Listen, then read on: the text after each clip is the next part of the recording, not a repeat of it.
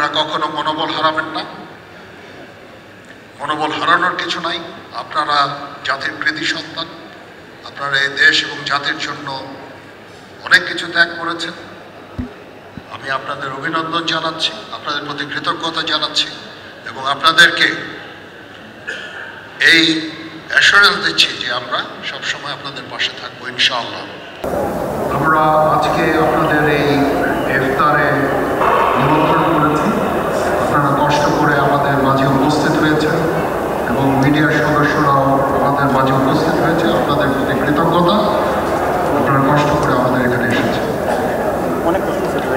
আজকে আমরা এই আহত যোদ্ধাদের জন্য এই ইফতারের ব্যবস্থা করেছি। এটার উদ্দেশ্য হচ্ছে সবাইকে মনে করিয়ে দেওয়া যে আমরা সবসময় তাদের পাশে থাকবো, তাদের সাথেই থাকবো। তাদের এখানে অনেকে আহত, অনেকে চলাফেরা করতে পারেন না, দেখতে পারেন না।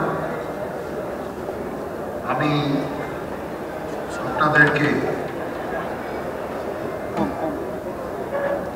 অ্যাসুরেন্স দিচ্ছি যে আমরা সবসময় আপনাদের পাশে থাকব। আজকে এই ইফতার আয়োজন এবং আপনাদের যে আর্থিক সহায়তা ভবিষ্যতে দেওয়া হবে, আজকেও কিছু কিছু করে আমরা দিব।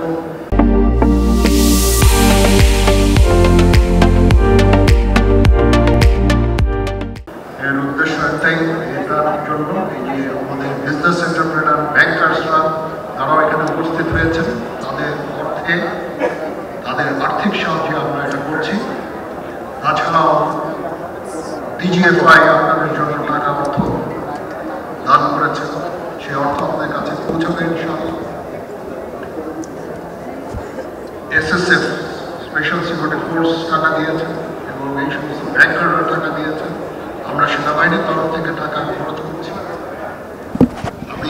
আমরা আজ পর্যন্ত 4200-র উপরে আহতদের চিকিৎসা আমরা দিয়েছি এবং দিয়ে যাচ্ছি। আমাদের এই সাহায্য সহযোগিতা, সবার এই সাহায্য সহযোগিতা সবসময় জারি থাকবে ইনশাআল্লাহ।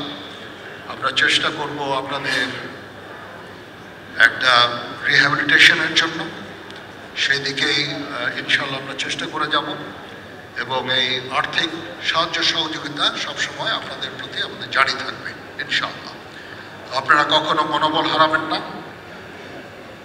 মনোবল হারানোর কিছু নাই। আপনারা জাতির কৃতি সন্তান। আপনারা এই দেশ এবং জাতির জন্য অনেক কিছু ত্যাগ করেছেন। আমি আপনাদের অভিনন্দন জানাচ্ছি, আপনাদের প্রতি কৃতজ্ঞতা জানাচ্ছি এবং আপনাদেরকে এই অ্যাসুরেন্স দিচ্ছি যে আমরা সবসময় আপনাদের পাশে থাকবো ইনশাআল্লাহ।